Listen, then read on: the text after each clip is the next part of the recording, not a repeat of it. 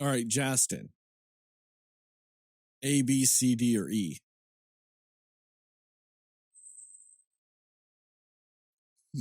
Let me think about this for once rather than just randomly saying something.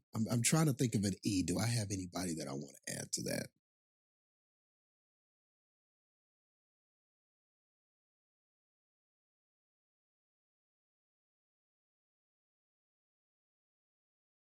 Perhaps not.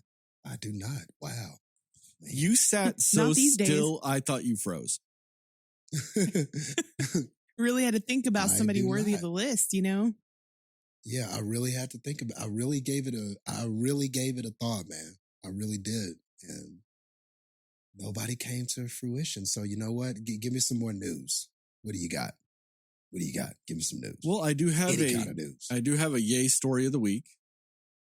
For one, I am going to start calling him Yay because that is what he wants to be called. And, you know, if we want people to respect other people who've like changed their names for whatever reason, you know, we should do the same for this. You know, we don't need to dead name him, you know, so I will respect that because, you know, other people use that to dead name other people. And I think that that's bad. So I will call him Yay.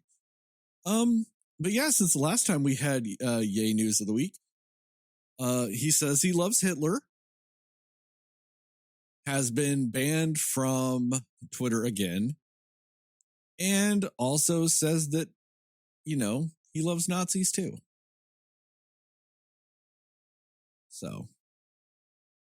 I just can't understand it all.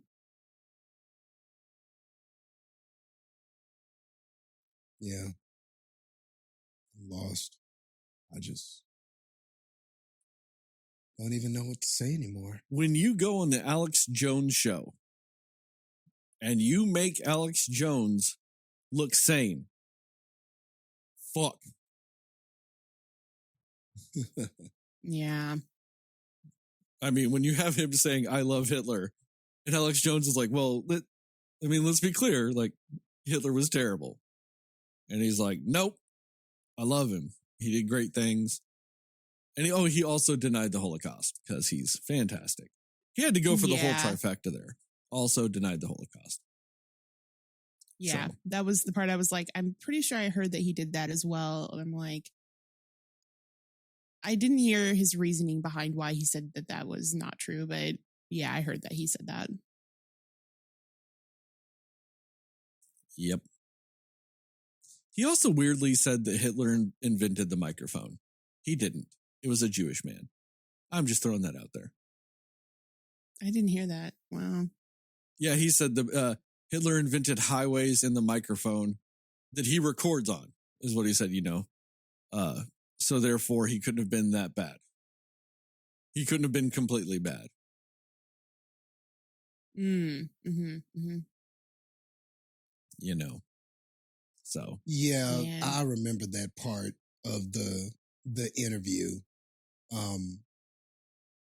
And like, I mean, I guess he's trying to make the argument that even bad people can still contribute something. But my God, man, why are you using that man to make that argument? Like, of all people to use to make that argument, you know, like.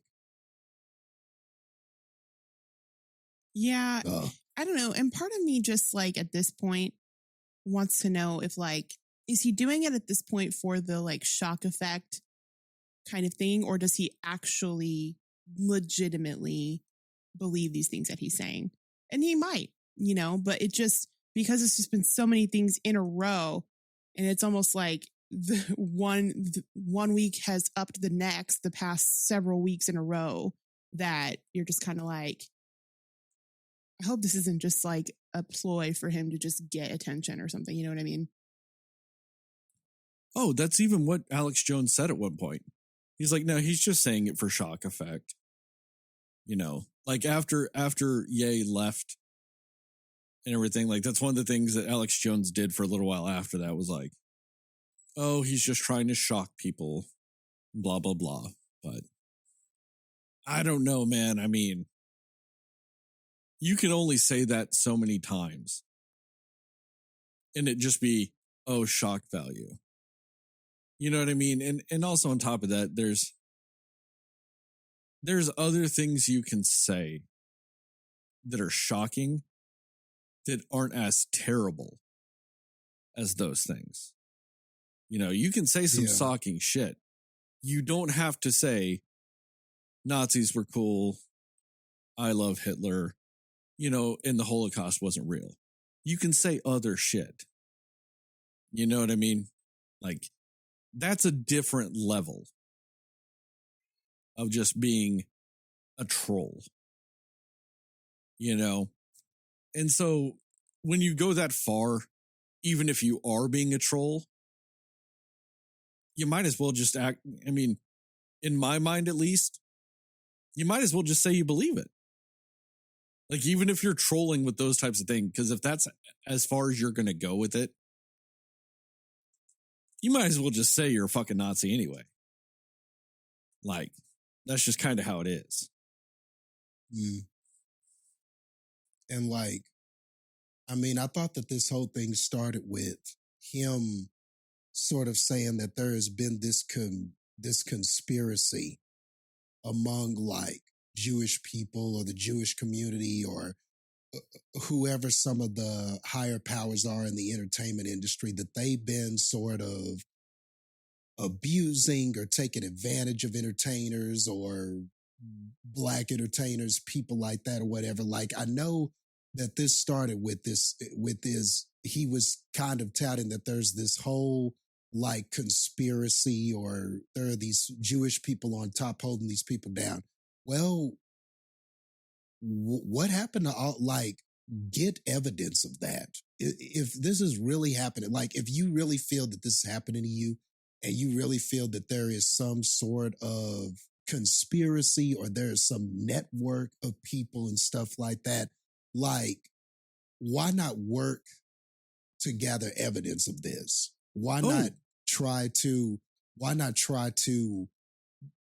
you know, focus on that and try to do something about that? Or, you know, if you've got other people that could corroborate this, why aren't you talking to them? Why aren't you networking with them?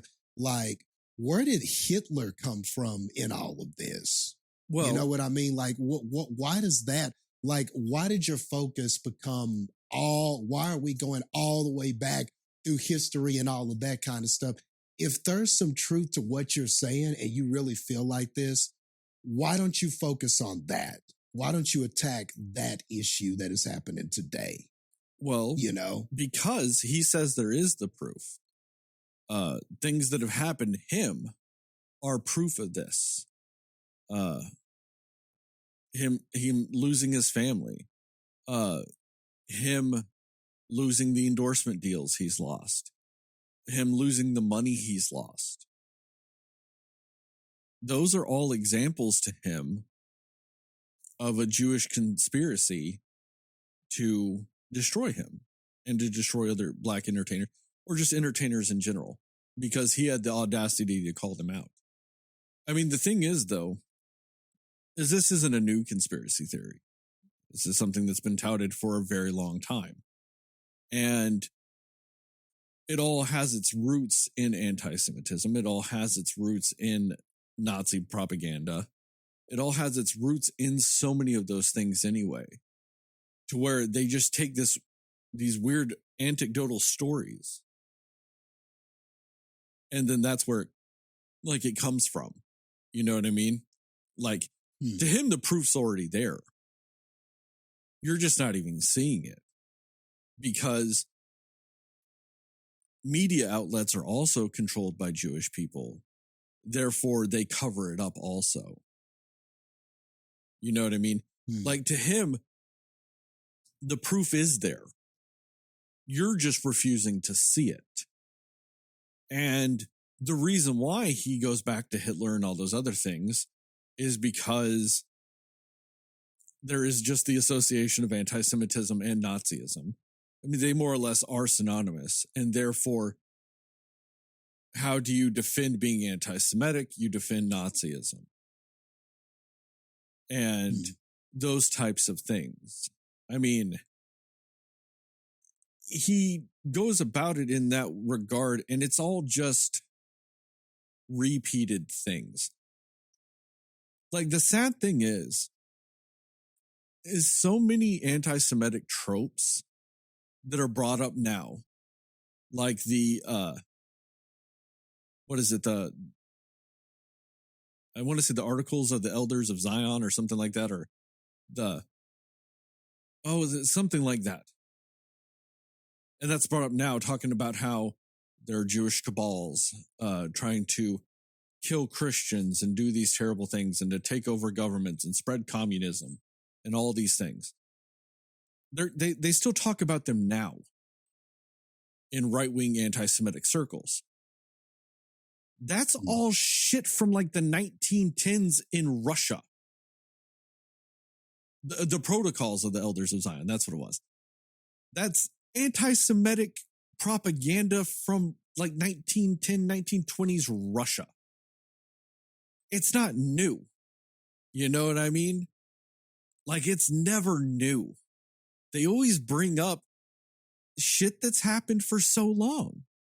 And that's the thing. And that's one of the things, and the reason why I bring that up is why I think that even going back to Hitler isn't that big of a stretch for these people, because they're willing to go back to this other bullshit that's even older. But also they're too stupid to know the difference. I mean, whenever you like really break it down, they don't actually know where it comes from. You know what I mean? They don't know the history of that shit. You know, they don't know the history of where a lot of these tropes come from. They don't know any of that shit. Just, they know it's shit that's been said forever. You know, there's the whole thing that in the Talmud, Jewish people openly hate Christ. And that's proof of it is that. It goes back to like 1910 anti-Semitic propaganda. Because in the Talmud, there's a story about a magician that wanted to curse all Jewish people. And anti-Semites took that and ran with it and were like, nope, they were talking about Jesus. And they hate Jesus. No. It's a parable about a magician. You know? And so they take these stories and they take these anecdotes, and it's verbatim the same shit now.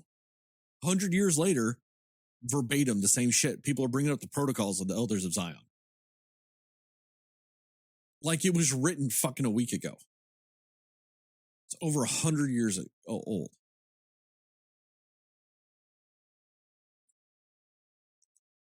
So like that's like going back to Hitler. I mean, this doesn't even surprise me. It just makes me wonder, where did this all begin? Because he never used to talk like this. So it just seems like this just is like the new thing that he's on. Like I just don't know. So that's what's so weird about it. Like, where did this come from? Like, it's not like he's, or, you know, or maybe it's possible that this was just some closeted beliefs and he just always had these beliefs and now he's just now talking about it. But that seems very unlikely. This seems like a new development with him.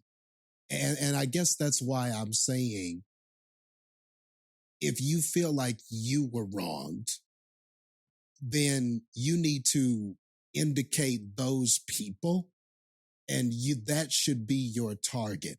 And if those people happen to be Jewish people that wronged you, well, okay, you can focus on that, but that doesn't mean that all Jewish people, why?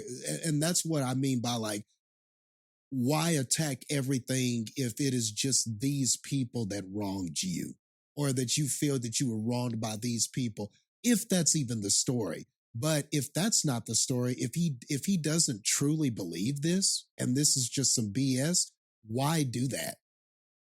Like, I'm just questioning everything. Like, why target them? Why do this? If none of that really happened to him, if he didn't feel honestly that he was wronged, why target them all of a sudden? Why? Where is this coming from? Like, was he convinced of this by somebody in his circle or somebody in his, I just question where this is coming from. How do you just wake up one day and go, the Jews did this to me? I just, that's the part that I'm not getting. Right. Like, where did all this come from?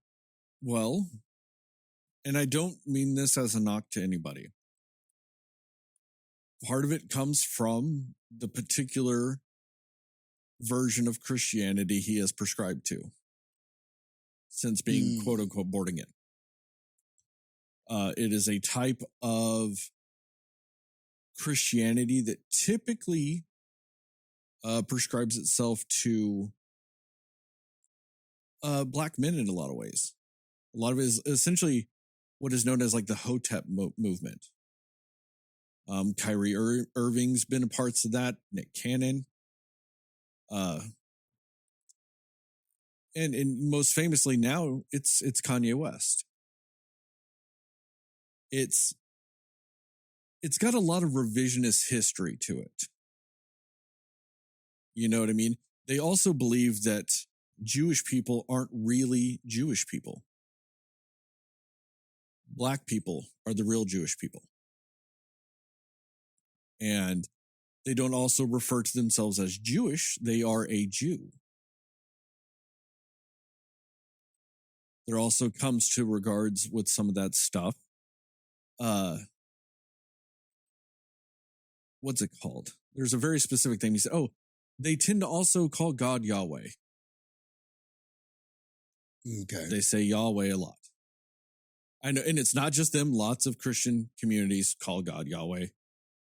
Some Jewish communities call God Yahweh. It's not new. But that's also another way of doing it. You know? Okay. What it boils down to is it's just a very specific subset of Christianity that takes it to those extremes. Mm-hmm. They're not the only ones that do it, but in that regard, they are. Like, that specific way of doing it. You know? Yeah. And it a lot of its roots and a lot of its leaders and stuff like that do target very specifically like young, influential black men.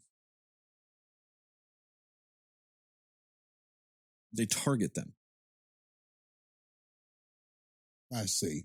So You know? it's just kind of, so it's more or less a belief of, black people were actually the Jews or the chosen people, et cetera, et cetera.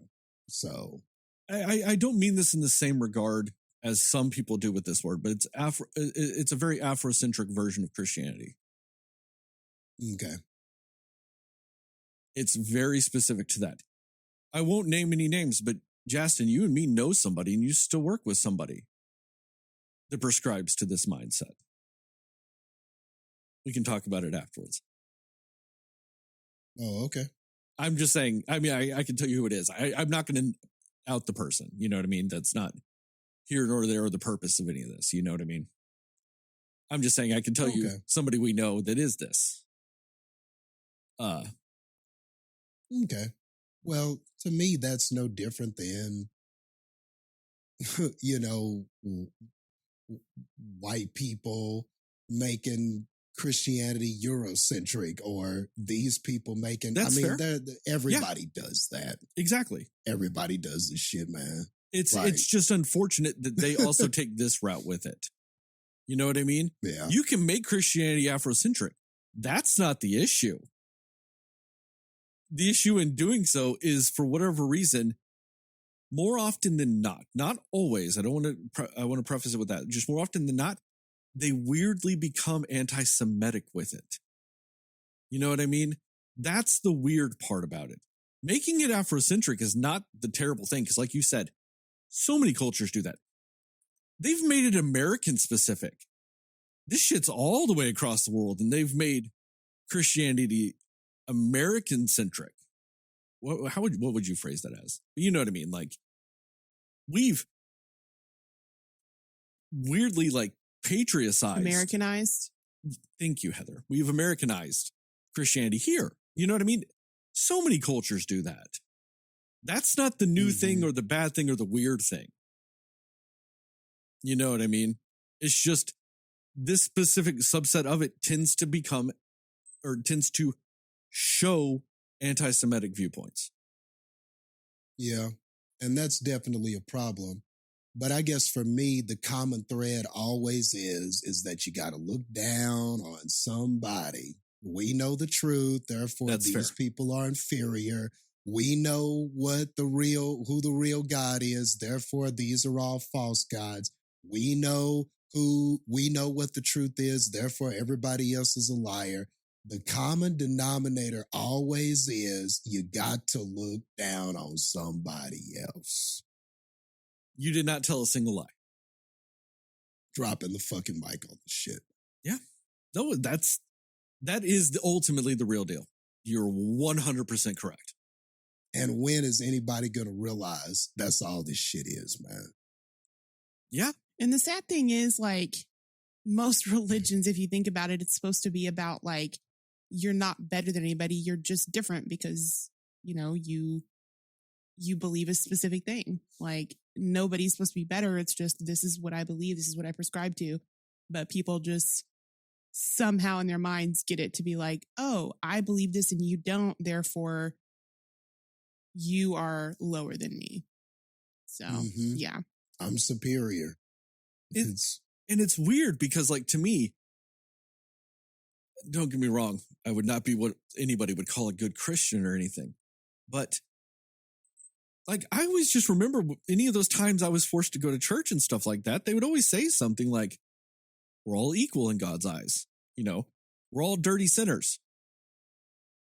And, the only way you're not completely terrible with that is through Jesus's love. Like, I'm doing a horrible paraphrase, but you know what I mean? Like, we're all equal because we're all just sinful human beings. And it's just that weird need to be like, well, yeah, I'm a sinful person that's, looks for redemption through Christ, but at least I'm not that fucker over there. Yeah, at least I'm not that gay person over here. At least I'm not this trans person over here. At least I'm not that black person over there. At least I'm not this Muslim person over there. At least I'm not this, et cetera, et cetera, et cetera, et cetera. And unfortunately, therefore, the whole point of what you were supposed to be glad you believed in is null and void because you're missing the point of all of it. Yeah. Which is supposed to be love, but where the hell is that all gone? And if you listen to any of Kanye's interview interview on InfoWars, it is so like head swiveling because he'll say things like, I love Nazis, because to him also, that's his job as a Christian, is to love them anyway. I get it. It's terrible phrasing, and you're still saying it in that way because you know what it's going to do. But then right after that, he'll talk about Zionists trying to destroy this and people trying to do this and destroy this. And you're like, well, you can't say that you love everyone and then just talk about how you hate people. But then he would follow it up with, well, I love them anyway, though. You're like, well, you can't say a bunch of terrible ass shit and then follow it up with, oh, I love them anyway. Like, it's like if you walk up to somebody and stab them and go, oh shit, my bad. I didn't mean to stab you. You still fucking stabbed them. Like, you didn't take the stabbing away. They don't stop bleeding just because you go, oh, my bad. Yeah.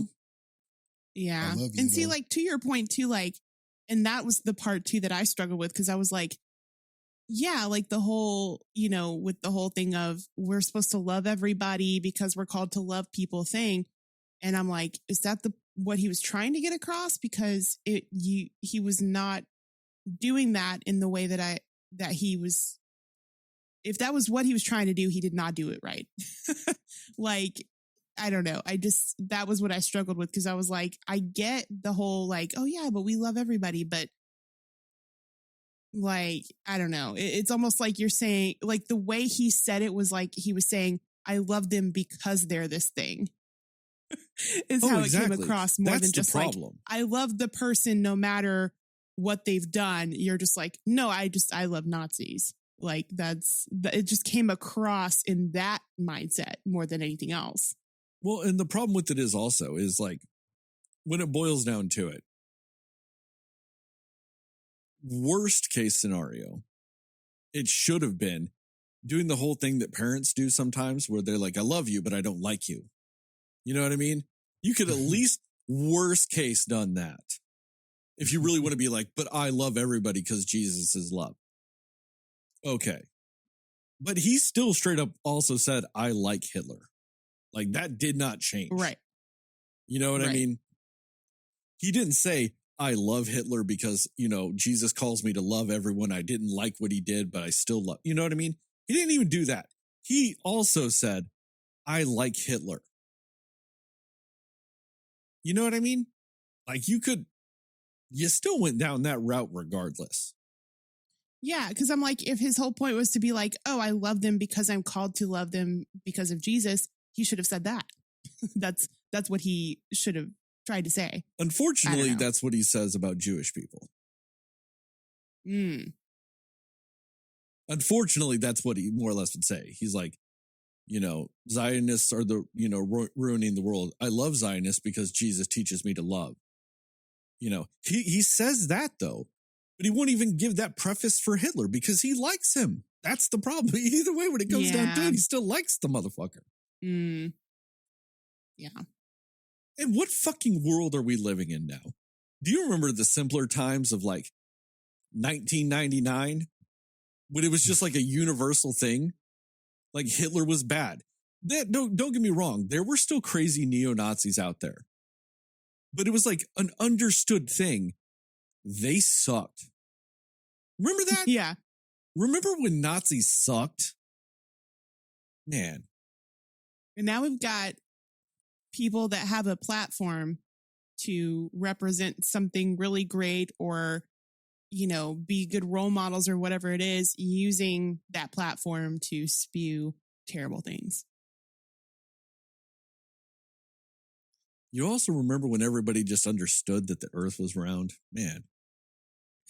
Crazy times. I mean, I'm not saying there's a direct correlation, but I just think it's awfully suspicious that all of a sudden when more people think the world is flat, Nazis are popular again. I'm just saying. It's a weird coincidence.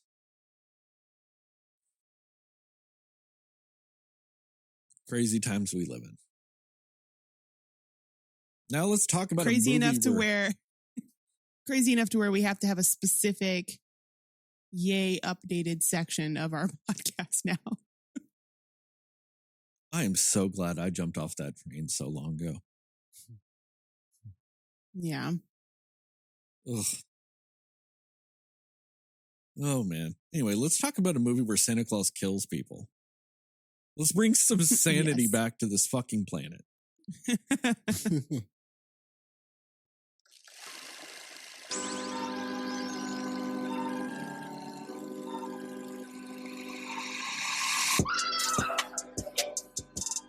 Somebody will listen to me. Nobody knows anything but you. All right. Are you ready? Yes. Come on. Cinema Slayers. Hey, Cinefans, and welcome back to another episode of the Cinema Slayers podcast. I'm Sterling, and as always, I'm joined by Heather and Jastin. And tonight we are going to talk about what we liked, didn't like, and everything in between with the new movie Violent Night. I don't know what the fuck this movie's called. We're going to go spoiler-free recommendations and scores and then into a more spoiler-centric section with time codes in the description to allow you to jump around if you so require. That includes both the podcast and YouTube. With all that, Jastin, what are your spoiler-free thoughts about this here movie? Violent Night.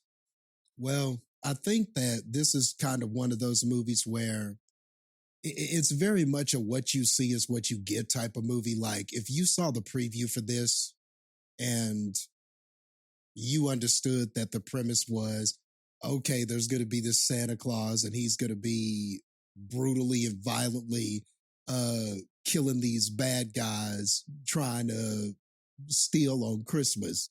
And you just sort of saw the preview for this and thought, okay, that looks like a gory, just, not taking itself too seriously, kind of funny little Christmassy good time. And those were your impressions of the film. I think that this is kind of one of those where whatever that you saw in the preview, that's exactly what you get. There's no wool over the eyes when it comes to this. You're not going to go in and get some different experience than what you saw in the previews. But what I will say is that it delivers on the premise that it gives you. It promises that it's going to be a gory good time and it's just going to be fun and there are going to be some laughs and there's going to be some blood and it's going to, all be wrapped in this Christmas gift box and a bow. And to me, that's exactly what this movie is. David Harbour, you could tell as Santa Claus was having a lot of fun making this movie. It seemed like that man was having the time of his life doing this. I mean, and he had the right kind of charisma for this. The way that Santa comes off in this and as sort of this Santa Claus that maybe is at the end of his rope with the Christmas spirit and whatnot, I think that David Harbour did a very good job of playing this type of Saint Nick. And really, he is the glue that holds this movie together. I don't think this would have been as fun if he didn't buy into it, if he didn't find the script as fun as he must have, if he didn't put all of this kind of funny sort of like, if he didn't put that David Harbour charisma that we know and love, if he didn't put all of himself into this, into the tone of what this is supposed to be, I just honestly don't think that this would have been as fun. So his role was pivotal for this, and he nails it here. So because of him, mostly, I had a good time with this. And John Leguizamo and some of the other cast members were also very good here. I think John Leguizamo had a lot of fun with this too. And I love the scenes with him and Harbour together. Those were probably some of my favorite scenes of the movie. And despite all of the foul language and the and this is Santa hacking people away and all of the bloody, violent deaths and all of this kind of stuff. But under the surface of all of this, there is some of that quote unquote Christmas spirit. It does have a little bit of heart to it. It does have some of that cheesy kind of Christmas sappiness that I think people are in the mood for around this time of year. So it's even got a little bit of that too. It's got a little bit of that sprinkled in for all of you Christmas people. So I think that this ultimately winds up being a movie that was, I wasn't mad that I spent money on this and watched it at the theater. I had some fun with it. I had some laughs with it. Some of the fight choreography and the gory stuff was fun and it was good. And there were some interesting things that happened. There's some callbacks to some other Christmas classics in this, I think, like Die Hard and Home Alone. And some of them are obvious, but some of them I was like, okay, this is like if, Bad Santa and the Santa Claus and Home Alone had a baby. Maybe this is what the child would be. But, so all of that is kind of in here too. So, yeah, I won't say that this is a surprise movie of the year or anything like that, but it probably was more fun than I expected it to be. And overall, I had a pretty good time with this. I thought it was all right, man. Not a bad time at the movies. Heather, what about you? Yeah, this was an oddly kind of fun movie, I think. I think there was a lot of juxtaposition in this movie that made it amusing. Like just kind of the backdrop of this like inspirational Christmas time, family thing going on in the background, while up front there's like all of the violence and everything happening with Santa Claus. So I think that was kind of a fun play with this because it just made some really amusing moments happen.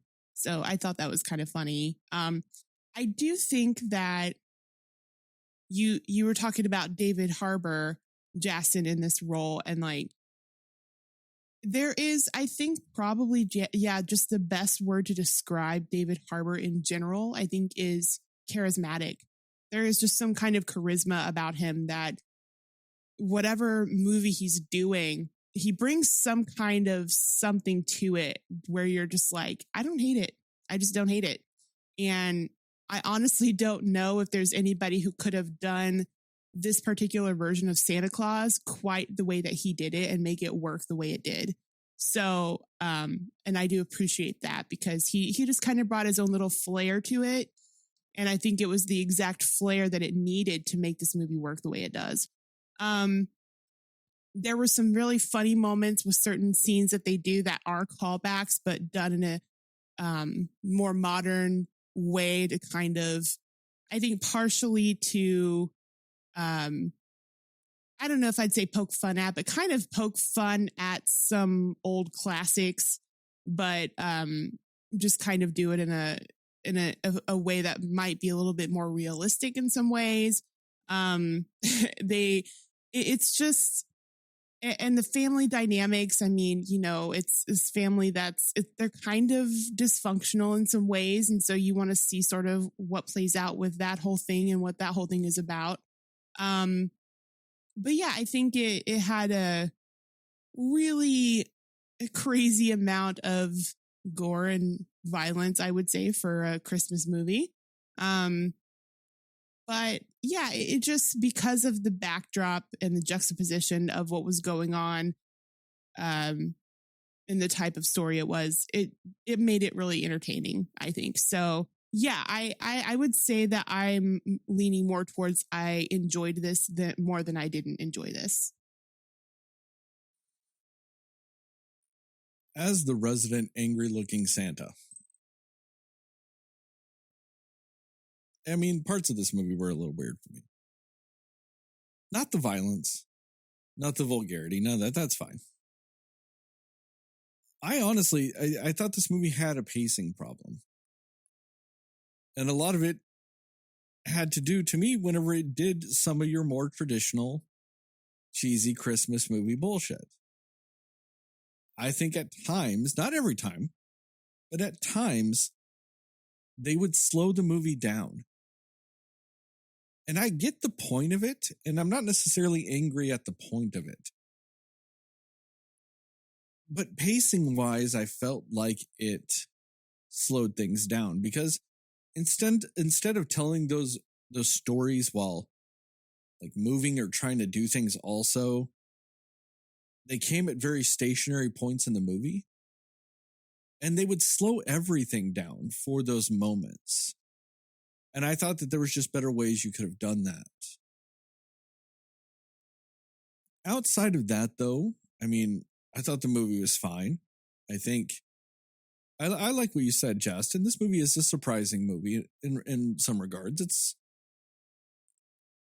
not as weird as it made sound. Like the whole premise of Santa, going all John Wick on people does sound a little crazy.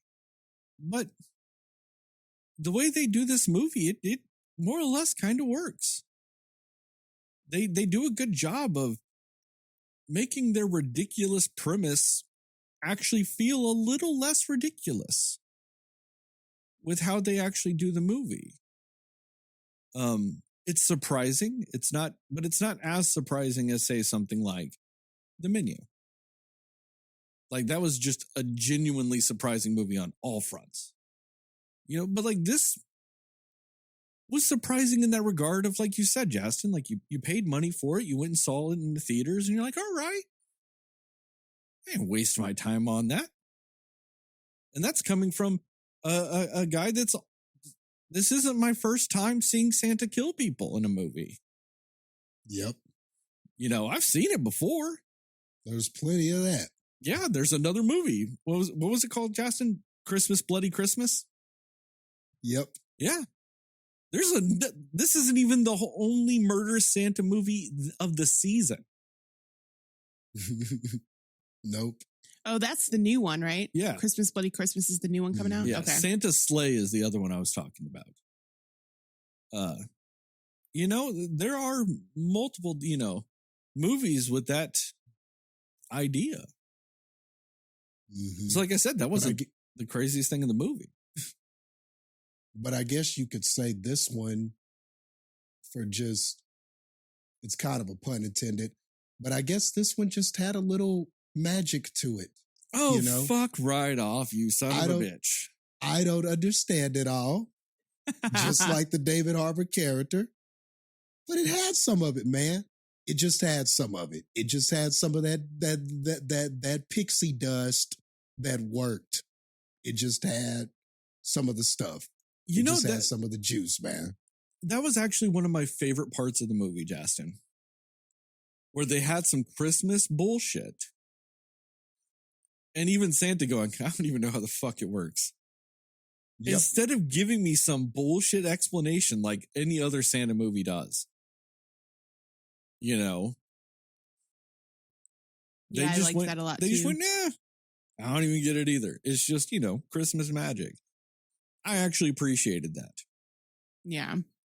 Yeah. Because I'm not going to lie, from a story writing perspective, Christmas magic can be some bullshit. Especially if you try to explain it.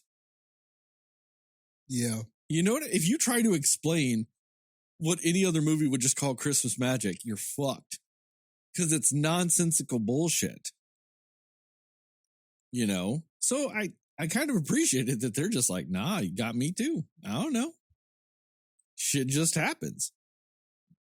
Yeah. You know what? That's probably the best explanation you're going to get. So run with it.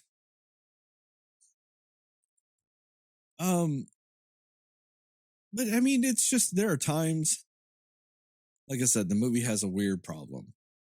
Because, you know, it was so weird for me. And David Harbour did a good job of playing both versions of Santa.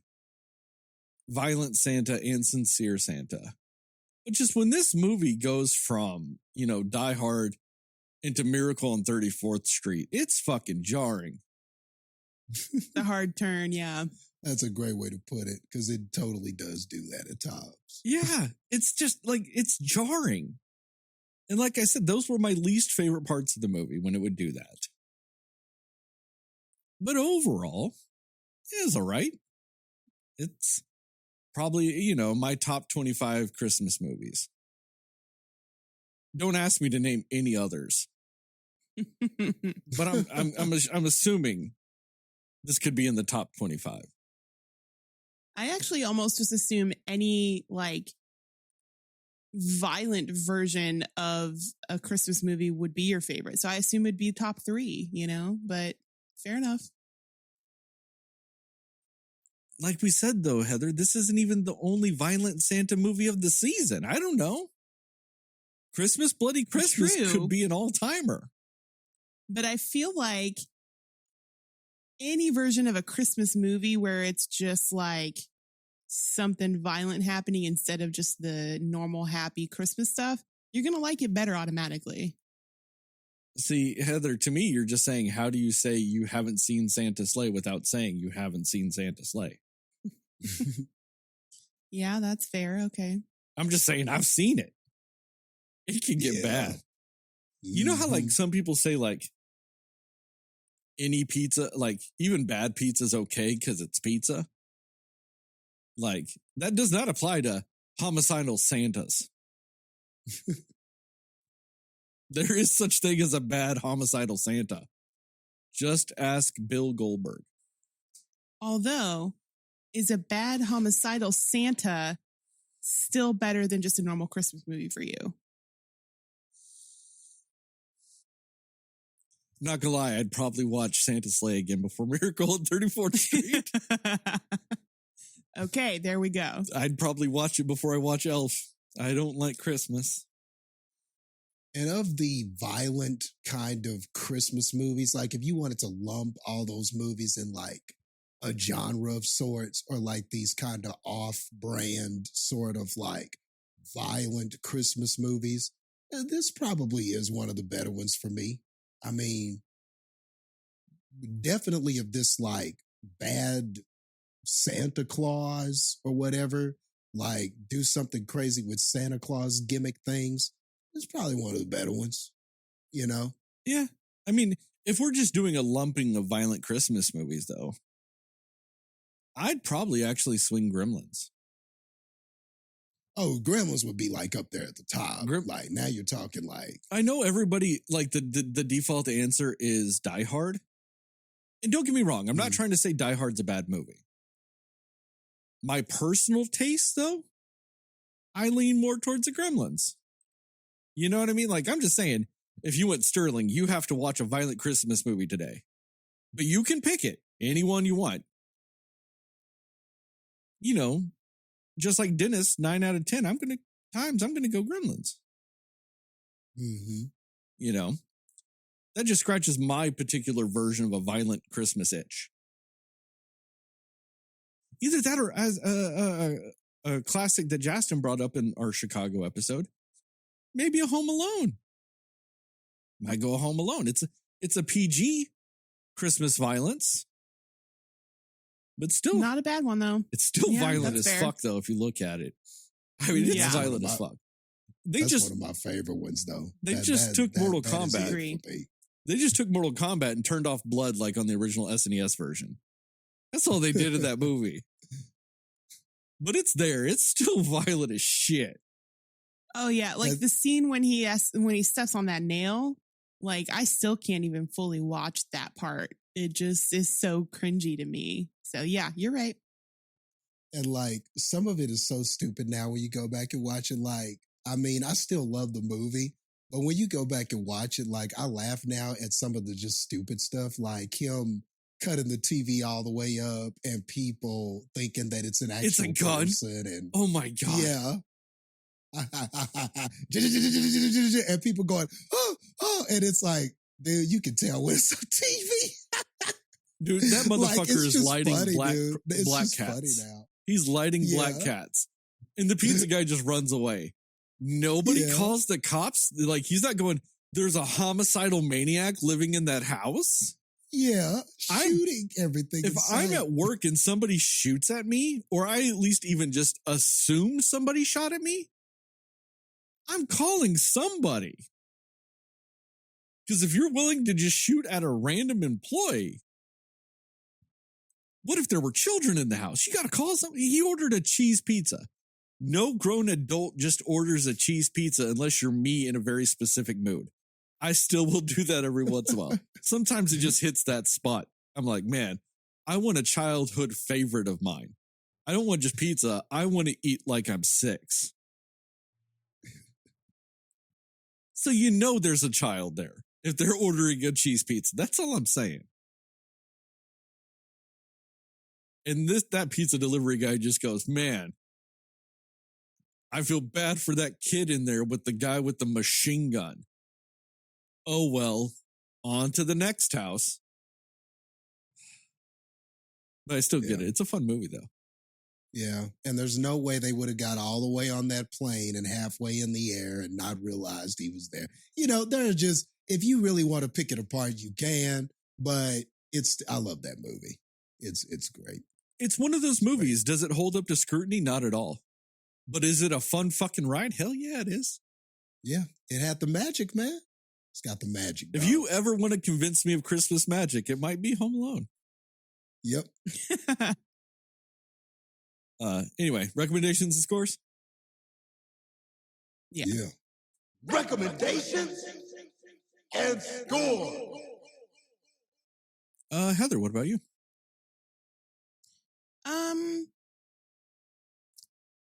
I recommend it in the sense that I thought it was entertaining. I mean, obviously you have to be all right with, violence and whatnot, but yeah, I recommend it. It was a fun, enjoyable time at the movies. Kind of like what you guys said, like I didn't leave it thinking, oh, I wasted time here.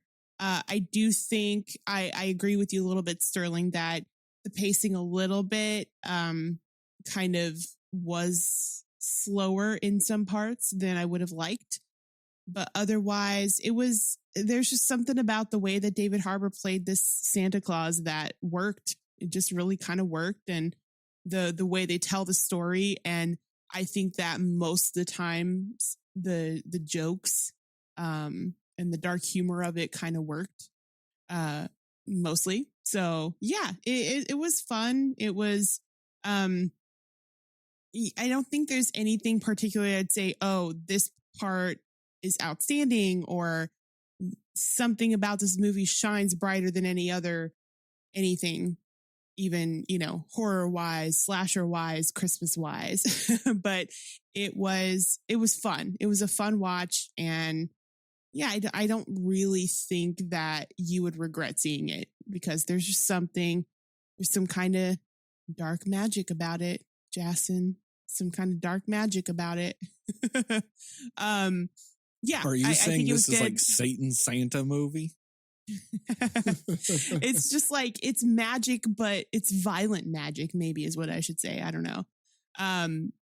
But yeah, I would say it's worth a watch for sure, at least once. I could see it being one of those where someone's like, this is like I want to watch it for Christmas every year. I could see people doing that and I wouldn't be opposed to it or surprised by it. I'm going to give this movie, I'm going to go with 70. There should be more Santas with ponytails out of 100. It's not just a ponytail. That's a man bun. A man bun. Yep. I feel like it was done a couple of different ways in the movie, but there should also be more Santa man buns. Yes. That's fair. Jastin, what about you? Yeah, I'm going to recommend it too. I mean, obviously, this is not a Christmas family movie. I mean, obviously, it's not. Well, I don't know. Some families, there were families in there. What am I talking about? We're in 2022. There are families that will take every single member to this and be just totally fine with that. But in the traditional Christmas family sense, no, this is not that, this is definitely a little more adult. This is definitely a lot more violent and gory. So it felt like more of an adult good time than it does a family good time. So I would just, caution that if that is a concern for you. But overall, I thought it was pretty fun, man. It's not the greatest time at the movies, but I had fun with this. It got me to laugh a few times.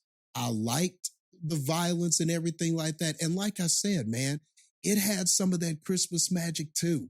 I get what Sterling was saying about the pacing. And yes, the balance of, like you said, going from Die Hard to Miracle on 34th Street, not all of it comes together perfectly. But I applauded that most of it does. Like, it landed in those sentimental parts. And that's kind of very hard to do. A lot of times with the movie like this, you start with that violent premise and you got to kind of keep it there. You kind of can't go to the Christmas magic heart stuff because you kind of have to keep it in a certain lane. And this sort of challenged itself to kind of do both. We're going to switch and go to this lane, then we're going to come back into the violence, then we're going to come back and give you some Christmassy, sappy stuff.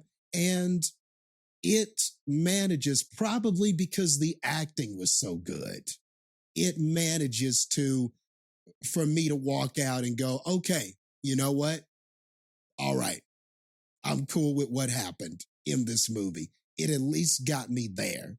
It wasn't all in my Christmas feels, but, it at least got me to where I think the movie wanted to get me, which was satisfied. I was satisfied with what I got. So, yeah, I recommend it. We'll give it 70. I think that's fair. It's not high enough to be like a B, but it's not low enough. I don't want to give it a 60. I think 70 is right where this lands. So yeah, 70. It's passable. Yeah. Yeah. 70 Scrooge Leguizamo's stabbing you in your back out of 100. I mean, for the most part, I agree with you guys. I think it does the violent Christmas stuff very well. And I do somewhat agree with you, Jastin, that the sentimental Christmas moments it has, it does very well.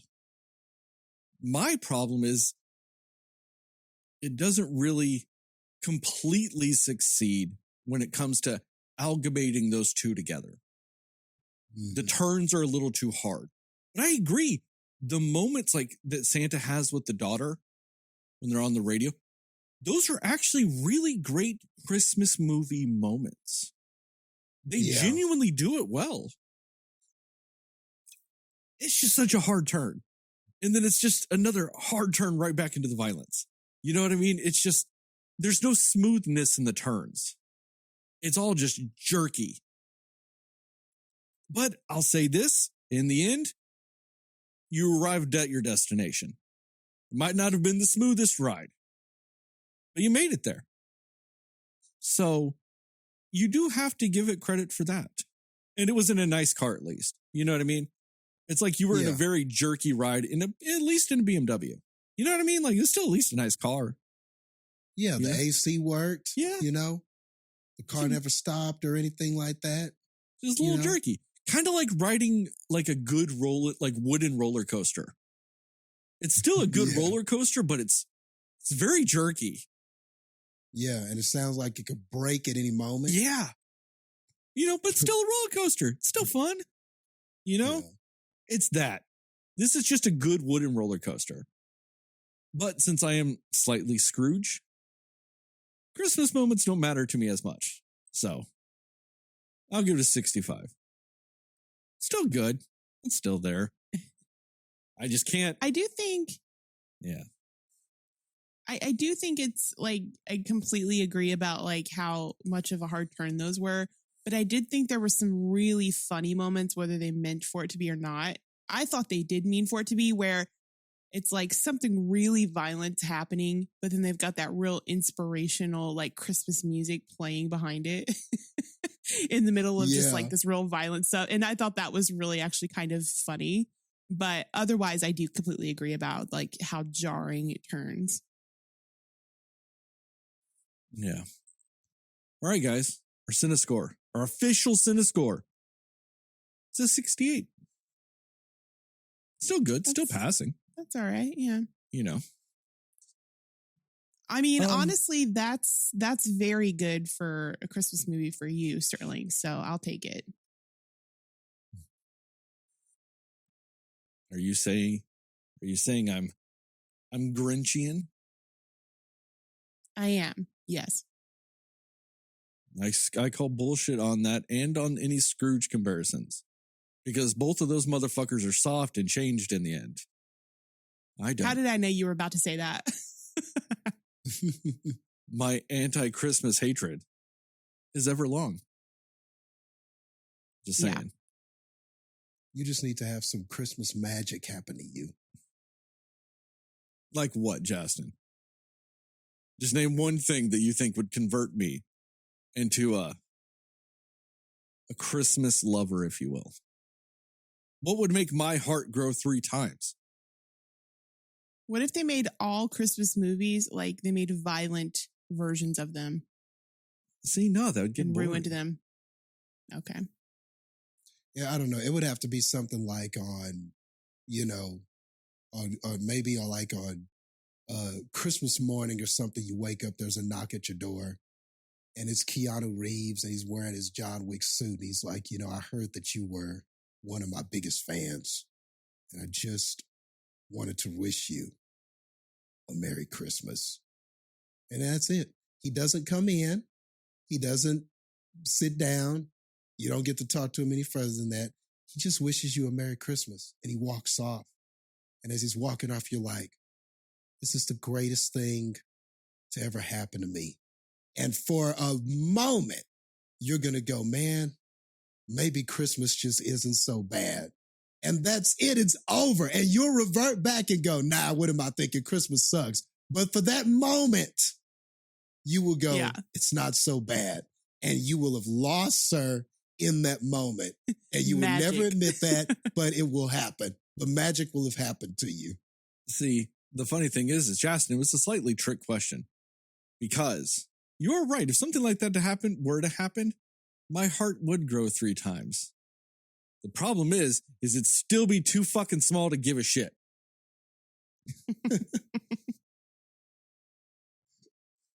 So I would still be like, oh, bah humbug. I would just say bah humbug with a slightly happier tone.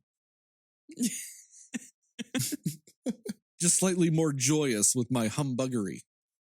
But what if right after that, the same thing happened and it was like Kelly Clarkson at your door? I'd have a whole different set of thoughts.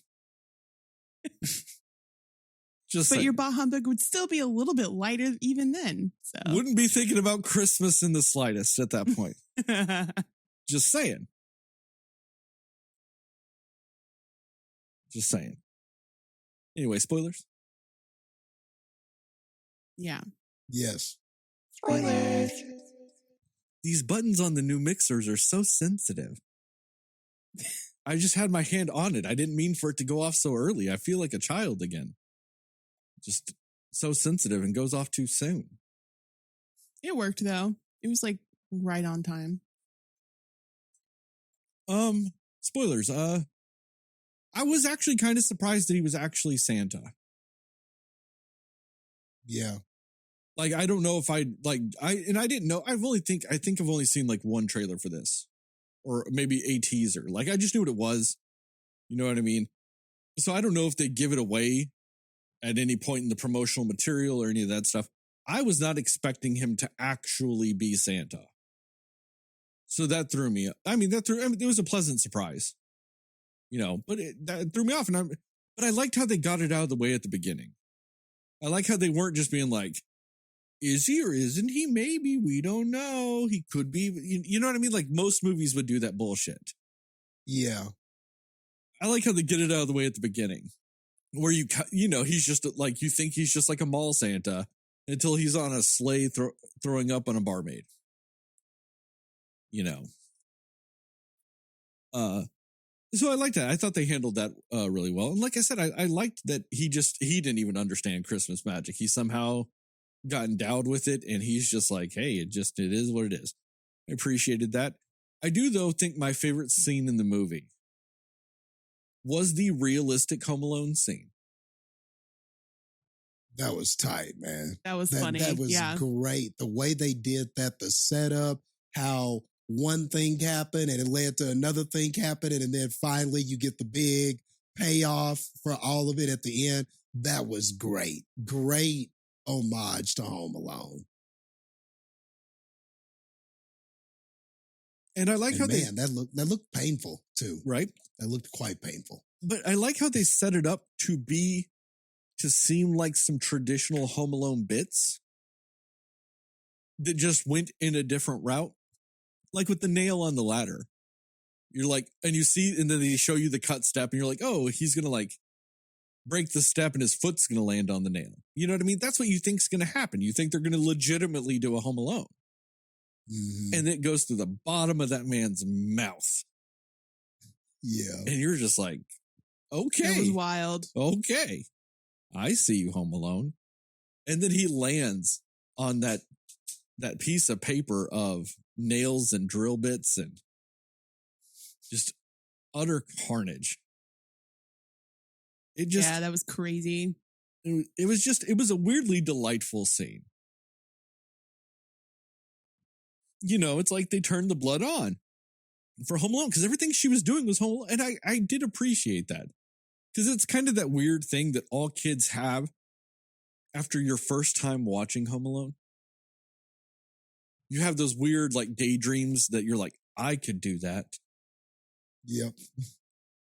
And you know, in the movie, it's canonical that she had just seen Home Alone the night before and then goes and pulls a Home Alone. Yeah. And I really like the daughter. She was another probably MVP in this. Like, I think that daughter had to be good, and she was. I don't even know what the actress's name is, but she was good in this. She was another pleasant surprise in this. I thought that she was really good. She was very good. Like those scenes like you were talking about with David Harbour, like, and I think that's why some of that Christmas sappiness succeeded. Well, two things. Because he was actually Santa Claus. So him having some sentimentality and hearing this kid who believed in him and stuff like that, you could understand how that would affect him. It should affect him. If you're the real Santa Claus, that's got to be some of the driving motivation. So from a story aspect, it worked. But then her and David just fed off of each other well, man. So it all just sort of worked like narratively and just what the actors were doing.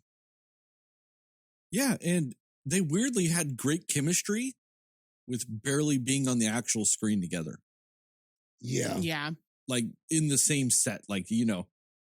And that's a testament. I mean, you kind of expect that from somebody like David Harbour because we know he's a good actor. We've seen him do good acting. We know he's good. We know what he's capable of. But then you have this young girl come on. I've never seen her in anything. Like you said, I don't know where she's from. And she has great chemistry with David Harbour. And that's just as much of a credit to her. Level. Yeah. You know, that's a testament of what she's able to do. And it really kind of worked. And I mean, David Harbour, was probably my favorite person in this movie. Right up there with John Leguizamo. Because John Leguizamo brings it. I love that man. Like, yeah. I'm not going to say he does no wrong. I've seen plenty of his movies to know he can. But yeah. But he makes me feel good about giving him the benefit of the doubt. Yeah. Because when he's on, you're like, fuck yeah. Some John Leguizamo. You know what I mean? He's actually the epitome of giving benefit of the doubt. Like, he is that guy. Yeah, I totally agree with that. And he was the best thing in Spawn. Just the best thing in Spawn. Yeah, he's definitely one of those actors where he'll probably go down as one where he was way more talented than the way Hollywood sort of treats him or sees him. He's going to probably go down as one of those guys, man. Like a really talented dude that I don't know if he will ever get the recognition that he should get, but and that's a lot of actors and actresses in Hollywood, I guess, but he's definitely on that list to me. Very underappreciated. Yeah, he's just one of those actors where, especially later in his career, very early in his career when he was younger, sometimes the movie is bad because of him. I mean, well, I won't say because of him, but it's just a bad movie. Like, he doesn't even elevate his part. But as his career went on, even if he's in a bad movie, I'm never going, man, John Leguizamo ruined that movie. Right. Like, he's never the worst part in any of his movies. You know what I mean? He does his job, even if it's a bad movie. That's true. And there's something to be said about that. Strangely enough, I think with him too, like, because I know he's done a lot of movies where he's, it's supposed to be a comedy and all that. I think he's funny when he's not, like, when he's being like he's not in a comedy movie, but he's just being funny in a normal movie. Like, I just think he's better doing it in that way. Like, because he has like a very subtle sarcastic type of humor to him that works in a lot of roles he does. And I think that he's better and he's funnier in those instances than when he's like supposed to be the comedic lead of whatever movie he's in, if that makes sense. I get what you're saying. But I mean, that young actress though, she's definitely up there as one of the highlights of this movie. Yeah. You know. And you know, Leah Brady, I think that was her name. Leah Brady, yeah. There you go. She was definitely one of the highlights. And I'm kind of more apt to maybe keep an eye out for her being in more things now. You know, if I see her, I might go, okay, I might give this a chance. If it's not, you know, if it's some random movie, I might give it more of a chance if she's in it. Just to see, because for her being so young, I mean, for the most part, especially in movies like this, kids tend to be the downside of a movie like this. Like, what happened from when we were kids to now that kids all of a sudden can act? Like, kids were shitty actors when we were younger. I don't give a fuck. They were all shitty. Now they're all the Goonies. Huh? Well, what about the Goonies? Do you not remember our episode on the Goonies, Jastin? I don't like it. And it's mainly because it's just a bunch of kids. I mean, it's just, don't get me wrong. There were some good kid actors out there. You know what I mean? Like, there were some. Like, if you really want to look at it as far as a bunch of kids being the leads of a movie, the Goonies probably is on the better side of things. Yeah. You know? Well, I'm trying to think of who was actually good. I think it's fair to say Macaulay Culkin was good when he was a kid. I think he's good. I could see it. I think he was good. I think he did enough, because when you watch Home Alone and then you watch The Good Son, where he's like the psycho, jealous kid, I was like, damn. So I think he was good. Well, it's and Elijah, the movie, other guy, the My other Girl? kid in that movie, Elijah Wood or whatever. He was good as a kid. Yeah. It's all right. It's where you can see the difference between kids just being in a movie because they need kids and kids that are actually giving a performance. Yeah. Macaulay Culkin, you're right, could give a performance. You know? But that used to kind of be the exception back in the day. Like, I know technically didn't like Shirley Temple win an Academy Award or some bullshit, whatever. Or Anna Paquin did when she was like a kid for The Pianist or whatever. But like, if you really look at it, that's the exception. Like, go watch some bullshit like movie from when we were a kid. More often than not, the kid actors suck. Yeah. And that's why they give them these just weird, stereotypical, like, fucking roles. You know what I mean? Like, oh, play the scared nerd character. Play the bully character. Just play one-dimensional characters.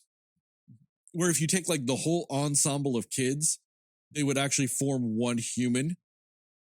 Yeah. Because they're so single-faceted. Yeah. And maybe that's the case. Maybe it really was that writers just were writing one-faceted characters. So that's the type of performances we got. That's an argument that could be made, I suppose. But I just feel like nowadays, like, kid actors don't annoy me as much as they used to. Yeah, I agree with that. I don't think I started thinking that kid actors could be good until Haley Joel Osment, to be honest with you. I could see that. You know, because he was really good. Yeah, like I said, it feels like it used to be the exception. And now I kind of feel like we've been getting just a ton of great performances. Like, what's her name? McKenna Grace? She was in Ghostbusters Afterlife. You know, she has that movie with Chris Evans. I'm not saying it's necessarily a great movie or anything, but she does good in it. You know, like Abigail Breslin in Little Miss Sunshine. Yeah, she's fantastic. You know? So, I mean, it's just, I don't know, that's kind of the crazy thing that as I get older, weirdly enough, kids now know how to act. It is weird because I also think about like literally the entire cast of It and the entire cast of Stranger Things. They're all just so talented. It's insane. they're not kids anymore, but even when they were younger, they were so good. Yeah, I agree. But no, I mean, I think that's a good sign of things to come. I hope to see her in more movies. I mean, that'd be great. Yeah. But ultimately, when it boils down to this movie, I mean, I just want to state once again, it's just so weird when it's like Santa murdering somebody, stabbing somebody in the eye with a Christmas star and lighting it on fire by plugging it in and seeing a man's face melt off. That was crazy. And then 2 minutes later, he's telling a girl about the story of like his mixed relationship with his wife or whatever, his mixed emotions towards Christmas. You know what I mean? Like, it's just so weird. And they just do not handle those transitions that well. And it's even more baffling when the scenes are good. Like, those were good action scenes. And those were good dramatic scenes. And I'm like, you just one smooth turn. Just one. They were just like, you're driving down the road. You know that meme where it's like, it's like the hatchback or the station wagon. It's like obviously making that hard turn for an exit ramp. Like, that was every transition in this movie with that shit. Just all of them were like, yeah, action, action, action, action, soft spot.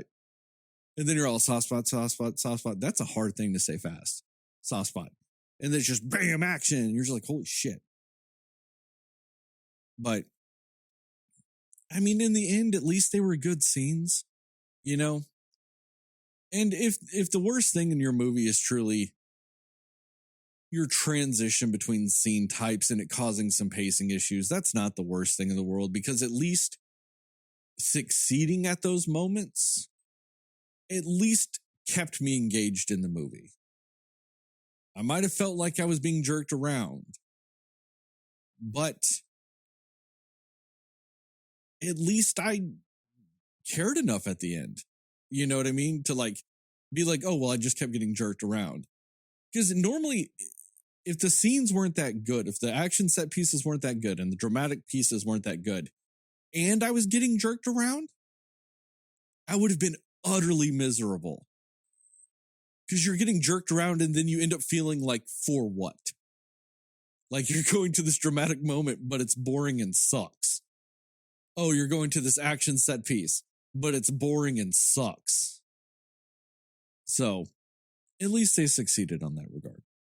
Jastin, what about you? What are some thoughts from you? Well, and then it's funny because he was actually Santa Claus, I like how they just sort of had fun with the whole lore of it.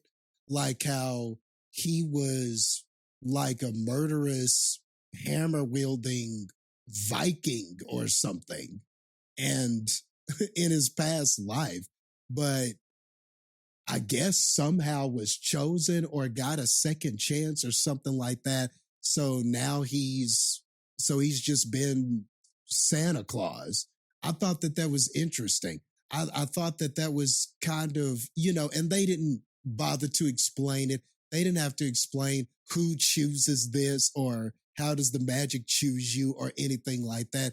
But yeah, he's calling out the Santa Claus, if anybody's asking. Oh, like the Tim Allen movie. The Tim Allen. I was just making a joke because that's the whole premise of that movie is that the magic chooses him essentially. Right. I was just making it. Yeah, that's right. That's true. Like, yeah, because the code and everything. Yeah, that is true.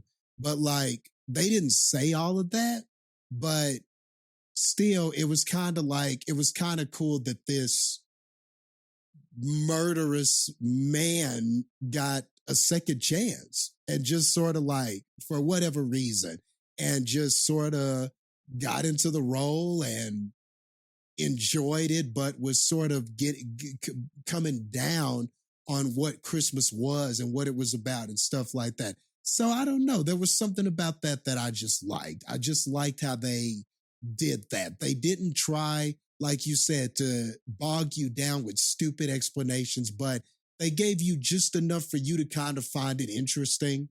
And that also, now we understood why he could kill people. Now we understood why he sort of could do this, rather than it just being, he's jolly old Saint Nick, never done this in his life. But today, there's a child in need, and now we're going to have killer Santa Claus. I just like, it gave layers without being too like movie expo about it, kept it mysterious enough, but you still had some of those things. And like the whole magic bag, and he can pull out anybody's presents. That was kind of fun.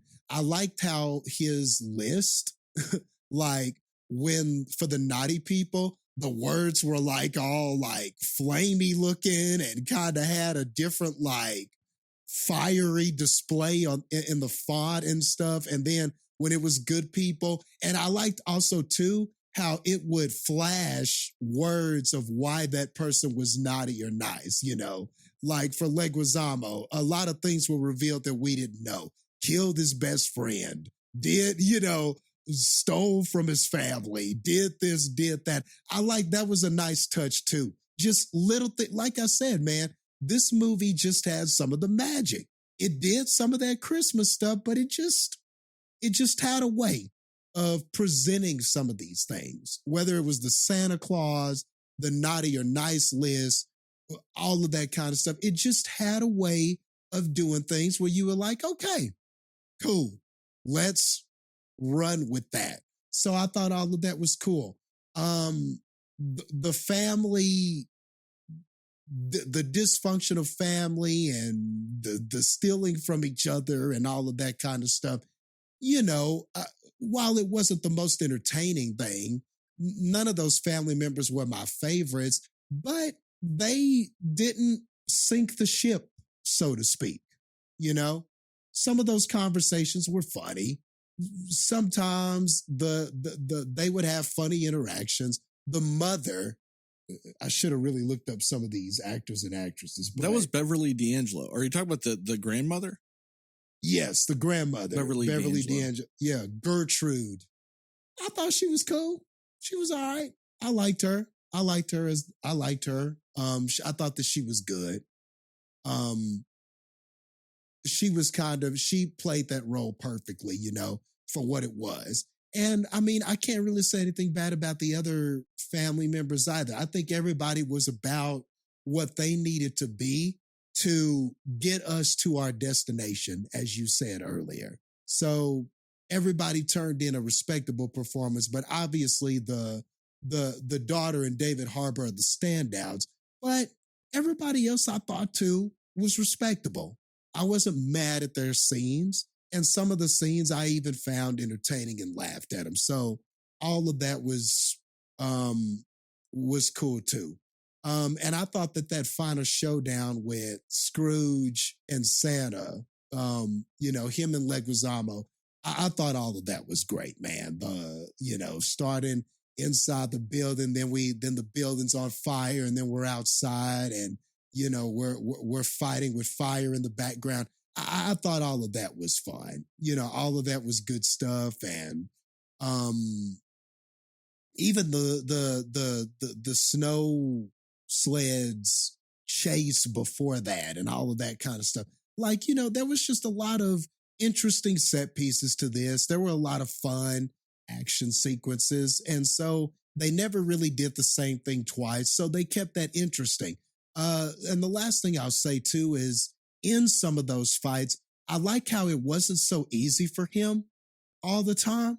Like he really struggled with some of these trained thief killer people. I like how some of them gave him problems. Like it looked like Santa actually had to struggle and stuff like that, whether he was being thrown out of a building fighting somebody or somebody like having him on the brink of death and him just sort of pulling a rabbit out of a hat, so to speak, and surviving or using his magical teleportation to escape or whatever it was. Like, I liked how hard it was for him, And then when he finally got his hammer weapon, I like how much better he was with that. That seemed like a big deal. When he got that sledgehammer and it was kind of harking back to his old times. And then suddenly the John Wick part of him came out when he had that hammer. But I like how there was kind of a build to that. We saw him struggle with some people, and then finally, when he got that hammer, he was like a lot better with his weapon of choice. So all of that was cool to me. You know, good storytelling within the storytelling. You know, just another reason, just little things like that, I think, is why most of this movie works. Heather, what about you? Yeah, I do really like this weird contrast that it has of, it still gives you those Christmas movie morals, but just in a real weird way. Like even when, you know, that final showdown with John Leguizamo, and he sees like his naughty and nice list, and he's like, "You really are Santa. Well, now I got to kill you." Like, it's like he still learned like, oh, Santa's real, for real, but I still hate him and I'm going to kill him. Like, just like those weird, like things that you learn in Christmas movies that are very cliche, but done in a just humorous way to fit the violent part of what the movie is. And I just thought that was kind of funny. And like, even like with the whole Christmas magic is a big part of it, but also he's like, I don't know how it works. It just does. Like, and then how it would not work when he needed it to. And so that's why he got beat up half the time, you know, and like the whole idea of the girl wanting her parents to get back together. And then that whole story of, oh, my Christmas wish came true, but it's because they, you know, lined up together because they hated their family. Like, it's just the very like funny reasons and ways that they make those like Christmas points of movies happen in this movie. I just thought was really amusing. It was just kind of creative to do it in that way, I think. And yeah, dysfunctional family dynamic, that's a big thing for Christmas movies for sure. But I thought it was funny that their whole moment of coming together was actually when those three, the son and his mom and the grandma, were all killing the one elf, just like repeatedly stabbing him. And that's like, that was, or no, I'm sorry, the wife, the daughter's mom, and then the sister-in-law and her son. Yeah. And it was just like, that was their moment of, we respect each other and we're coming together to do this thing. Like, of all the things that made them, you know, connect on Christmas, that's what it was. I just thought that was really funny and ridiculous at the same time. I also liked I think that the henchmen, John Leguizamo's henchmen, were good characters. I thought that the guy that was the elf was really funny, and like he was making fun of the son, you know, and like punch him in the face, and he's like #blessed or whatever he said. I thought that they served a really good purpose in the movie. And I agree. I think that realistic Home Alone scene was really well done, because it's not like it's completely ripping off what happened, but you're just like, no, this is probably really what would have happened if somebody really tried to do the Home Alone situation. And I also really just enjoyed the aspect of nothing like was throwing off Santa Claus. Like, he was like, there was this home invasion and there was these gunshots, and that was like, oh no, I need to, you know, make sure everyone's safe. But he was just totally fine with like, nope, you're a bad person. I'm just going to kill you. You're on my naughty list. I'm fine with it. I got to kill you right now. Like, just no qualms about it in any sort of way, or just not even like weirded out by, you know, like what needed to happen to survive this situation. And he was just very go with the flow Santa in a way. And it was just really funny. And yeah, I think it worked. And like, also during the fight scene between Scrooge and Santa at the end, when he like completely just brings him up the chimney and just annihilates him as he's going up the chimney. Or no, what that was, that Leguizamo, or was that the other guy? Whoever it was, that was Yeah, Leguizamo was- that yeah. he transports through the chimney and comes out with his torso. Yes. He's like, let me show you how That it was works. a nice And he's just- fatality. That was pretty yeah, cool. like it really was. Yeah. That was a very clever use of Santa magic. I would say. I will say that. Like, right. yeah. It was so creative and like insane, but creative at the same time. So I respected it. I also did think at the end, another trope they do of like, I believe in you, Santa, and it like brings him back to life or whatever. I actually thought it would have been funny and thought for a moment that he actually wasn't going to wake up and he was going to die. And I thought that actually kind of would have been funny if it did happen that way, where it's like, oh, all right, well, this doesn't work. He died, but That's how you all know right. Heather's been doing this podcast too long with the likes of me and Jastin. That she just thinks it'd be funny if Santa stayed dead. Yes, what have you guys done to me? Oh no, I've lost my Christmas spirit. I know. After everyone said they believed, and he just dies. Yeah. That's a very sterling way to end that. We Damn. believe in Yeah. you, Santa. Santa. And just do like a Metal Gear Solid. Santa. Santa. Santa. Fade to black. Oh no. Credits. I mean, Have a holly jolly Christmas. just the real happy music playing behind it, which they would do. Oh, they should have done Santa Claus is Coming to Town. Right after that. He's Oh, just man. dead and it's Santa Claus is Coming to Town. Oh no. I mean, and I don't even know if I'd say like it would, like, I'm not saying it would have been funny as in like, I think that's how it should have ended, but I'm just like, I wouldn't have been surprised if that's how they would have ended how this movie went. And it just would have been like an interesting joke to be like, no, that's not the real thing. Because I feel like a lot of this was seeing Santa in a very different way. You know, it's just kind of like for him, it's like this is just his day to day. This is just what he does, how he goes through life. Like, all right, I'm gonna hit up the bar before I had to go drive on this, you know, sled with these reindeer and like just all of that. Like it just was very much his, you know, typical day to day stuff he's got to do when, you know, the lore of it all is everything's so magical and great. But if you think about what is Santa's life actually like on a day to day basis, what does he do before he's out on this sled delivering these presents? And like, it was just kind of a funny concept, I think. But yeah. And they don't really, explain the magic. They don't explain, because, you know, at one point he's like, you know, I've been doing this for so many years, I forgot why I was doing it, you know, and it was an interesting thing to say, but they also don't really dive into it too much either. And I just think that was, it's a very, very different version of Santa. But it worked because it's like, it's the Santa who really still cares about bringing happiness to children and families, but also very much like, I'm not dealing with these bad people, so they got to go. And it was just, it just worked.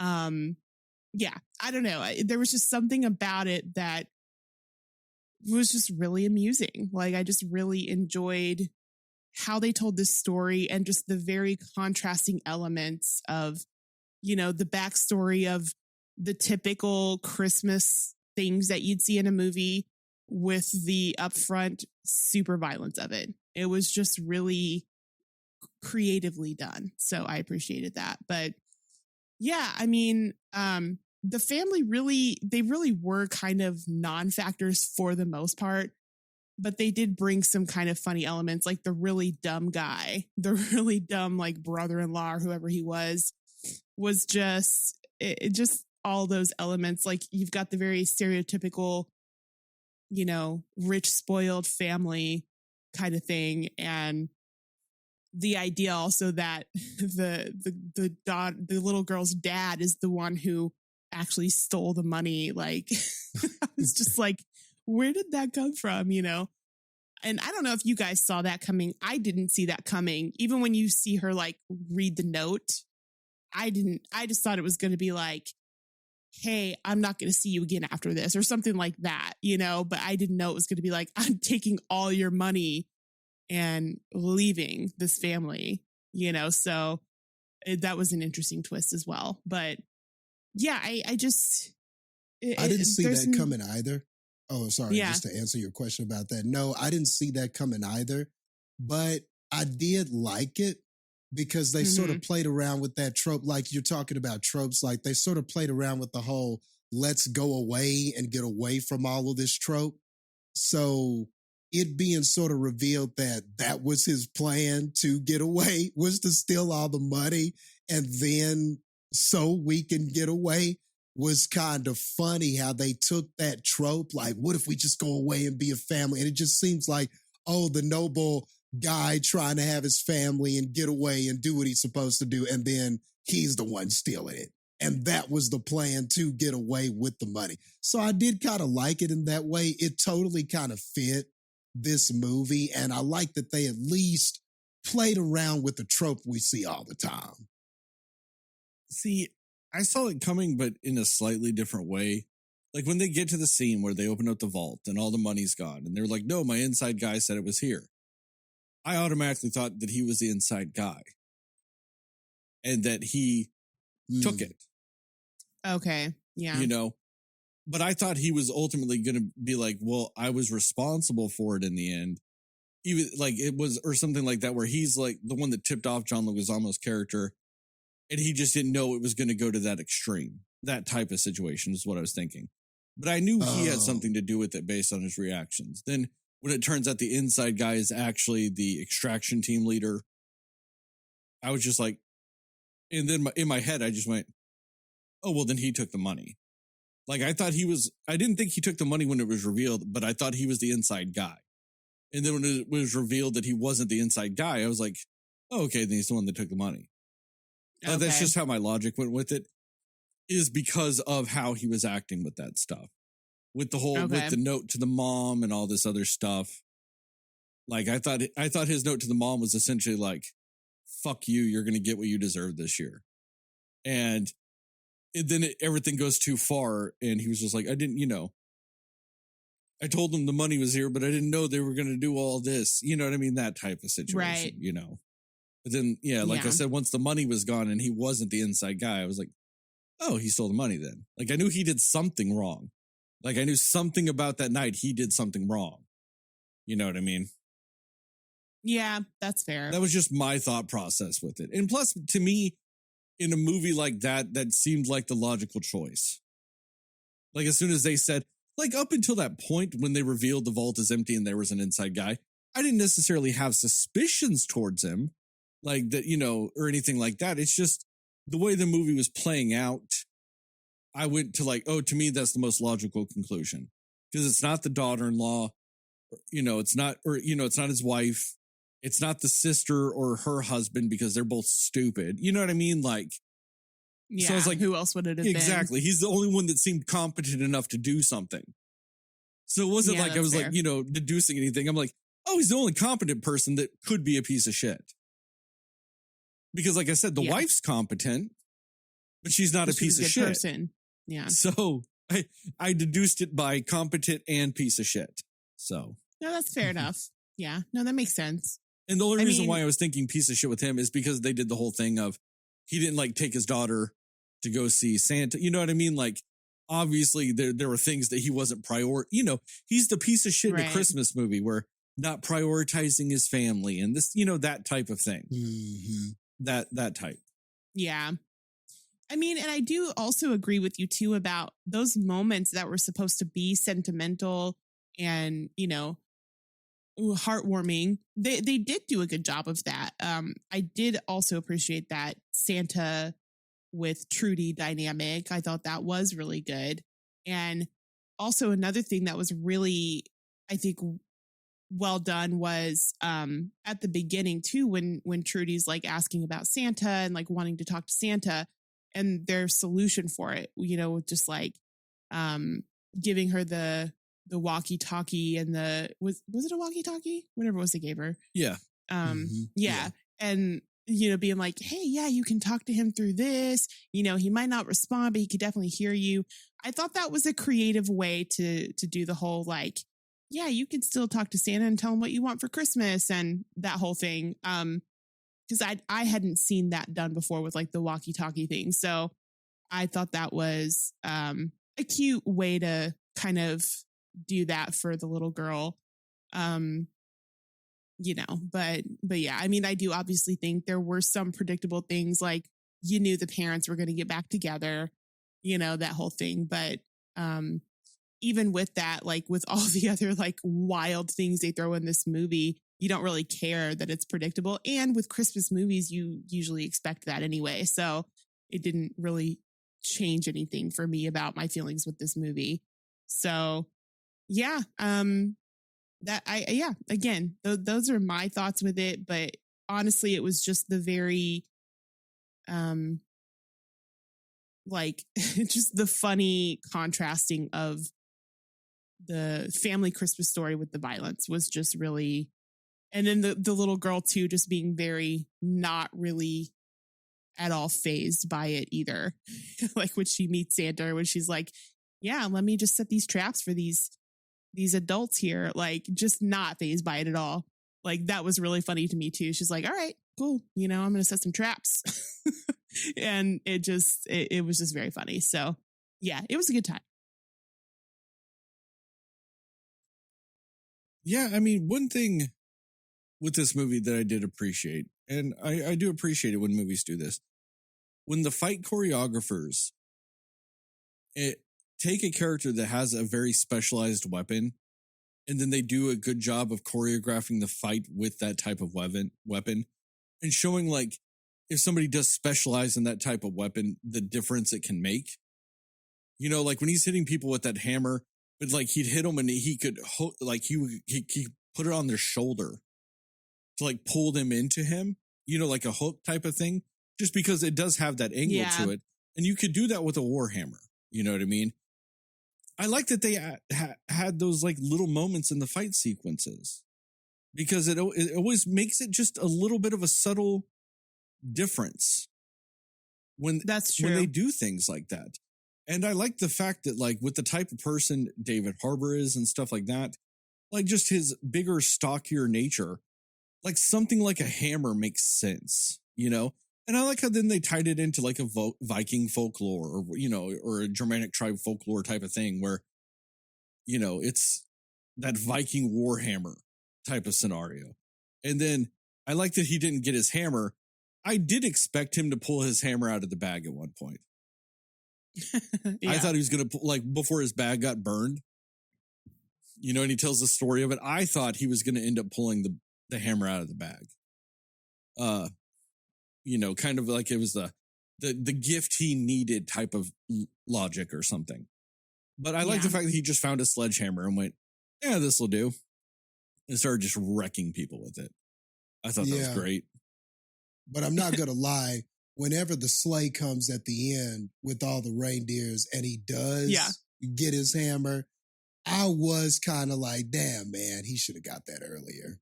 I wish that we could have saw him use that one. But yeah, it still worked. It still worked. But they sort of made me want it because they showed it. You know, they showed that the reindeers could bring it to him. So I also just thought that was funny, like how he talked to the reindeer. Instead of just like how you expect Santa to be with his reindeer, he's just like, come on, guys, like, let's get it together. And like, it was just funny. And at the end too, when he's like, you guys went back and you got this for me. And it was just very funny to me. I appreciated that he kind of had that moment with them at the end. And I wish that the reindeer could have got in on the violence. I mean, shoot, this would have been the perfect movie to have some reindeer violence. So killer reindeer kicking somebody off of a roof or something and flying, you know, antlers. The antlers flying around and kicking people. Man, that would have been tight. Maybe there'll be a sequel. We'll see. I'm surprised they didn't do that, honestly. Yeah. Or at least the whole thing of, like, at the end, kind of maybe have him pinned behind a wall and a bunch of people shooting at him and all this other stuff. And the reindeer just come and ram through a bunch of people. And it's like a bloody mess of like people getting run over by a sleigh and gored by antlers and all this shit. And he takes out like some of the people. And then he runs over to his sleigh and he finds the note from Miss Claus. And he gets Skull Crusher. that's in the sleigh. And then he fights John Leguizamo and that other guy in the end, but with Skull Crusher. That would have been cool. You know what I mean? Maybe that sledgehammer could have got destroyed and all that.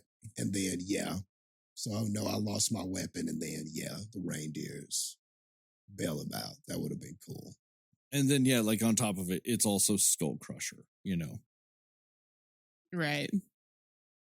So that'd be one of the things I'd suggest with it. You know what I mean? But it's still not a terrible thing. You know what I mean? Like, you get some of it, but I kind of agree with you, Jastin. Since they showed me Skull Crusher, I should have gotten Skull Crusher. Yeah. You just wanted it. That would be like getting to the end of Infinity War, and Thor gets, Stormbreaker and doesn't use it. Like, I get what you're saying. Like, you see it in the flashbacks. Okay, that didn't necessarily necessitate it being in the movie because it was in the flashbacks. I get that. But then you show it to me at the end. So I'm like, what's he going to use it on now? You know what I mean? Like, are we going to get Violent Night 2? The real naughty list or whatever, where he just goes around the world killing terrorists or whatever. You know what I mean? Like, now what can you do? Although I said that like it was ridiculous. I actually kind of want to see that movie. Right? I know that actually is not a bad premise. And then he could have had some sort of cool, like Santa-y armor or something. There could have been a helmet that was the Santa Claus hat, but it's like an armored helmet, something. You could have really went crazy with this. You could have really went crazy under the suit. Yeah, like you could have really went crazy with what the reindeers came back with. Like, but it's all good. But yeah. I digress. No, I agree, Jastin. That's not a terrible thing with it. The whole idea of like, because like I liked some of the things, like whenever he takes off the Santa jacket and stuff, and like the vest is leather.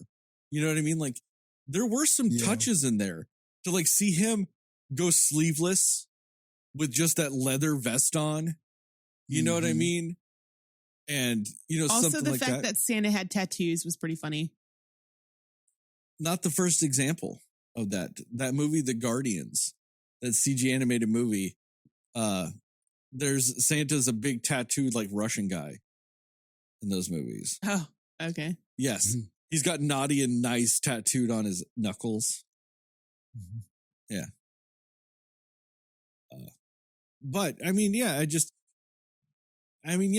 want to see a movie now where he just goes around the world killing people. Be like, my naughty list is too big. Time to cut some pages out. Massacre.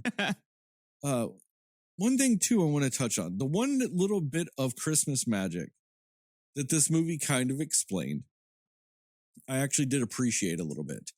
And that's why people don't always like remember or think that Santa exists. Because like it gives the criteria of why kids get some gifts from him. Like adults, they do that stuff, but he's like, well, if you believe and you're on the nice list and you need it, then you get a gift from Santa.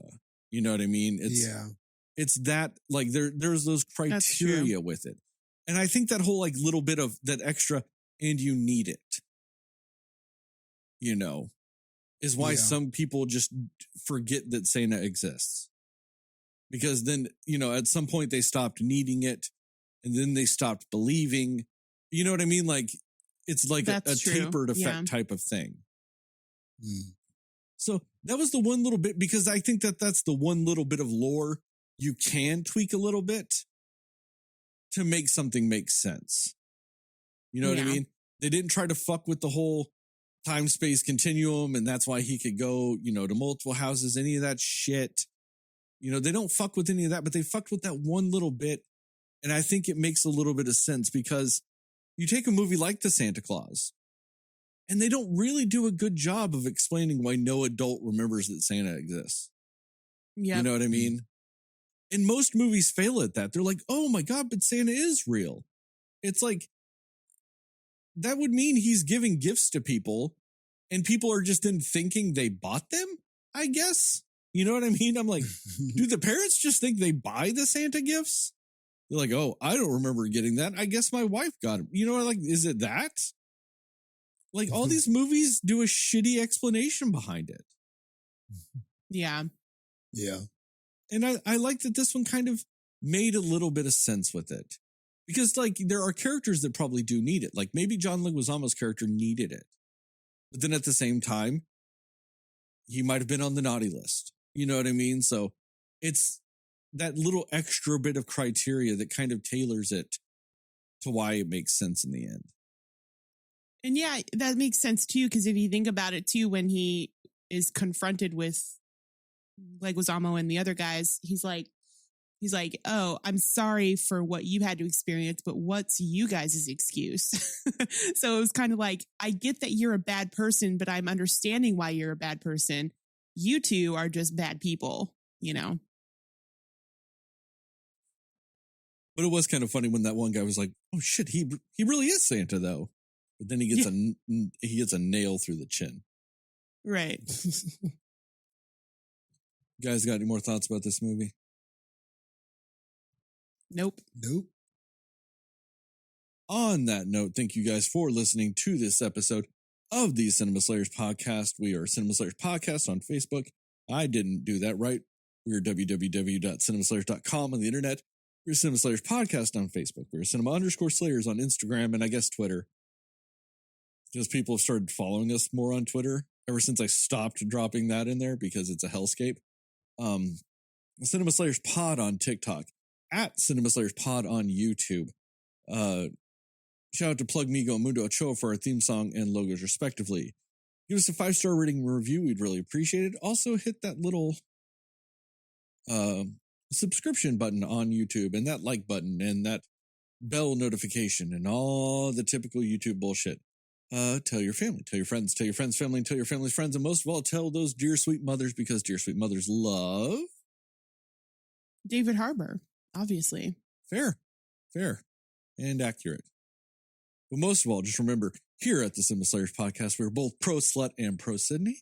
And as I was in the TikToks, the YouTube videos, and this podcast, just remember, according to Jastin, Moon Knight is the best picture winner.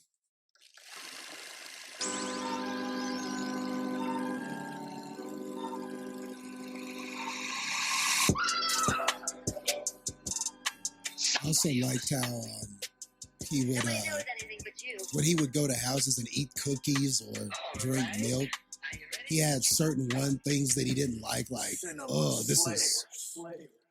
is skim milk. You know, who leaves skim milk for Santa Claus? So some of that, even that was kind of funny, how some stuff he would eat and some stuff he would just find disgusting. Some stuff And just he would be like, what the hell is this? You know? Yeah, when he would like relax in the chair and he's just like enjoying the massage chair or whatever, just chilling in their home. Yeah.